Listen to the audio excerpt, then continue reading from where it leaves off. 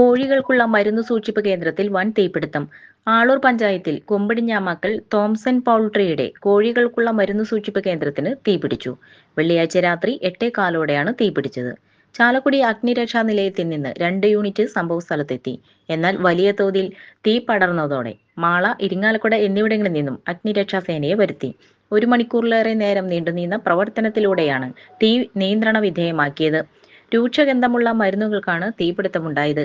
അതിനാൽ ശ്വസന സഹായ ഉപകരണങ്ങളുടെ സഹായത്തോടെയാണ് അഗ്നിരക്ഷാ ജീവനക്കാർ രക്ഷാപ്രവർത്തനം നടത്തിയത്. 2000 ചതുരശ്ര അടിയോളം വലുപ്പമുള്ള ഗോഡൌണിന്റെ പകുതിയോളം ഭാഗം മരുന്നുകൾ സൂക്ഷിച്ചിരിക്കുന്ന ഇടമായിരുന്നു. ഈ ഭാഗമാണ് കത്തി നശിച്ചത്. ചാലക്കുടി അഗ്നിരക്ഷാ നിലയത്തിലെ assistant station officer RK Ramesh, senior fire and rescue ഓഫീസർമാരായ PO വർഗീസ്, സനൽ ജ്യോതി എന്നിവരുടെ നേതൃത്വത്തിലാണ് ആദ്യ സംഘം സംഭവസ്ഥലത്തെത്തിയത്.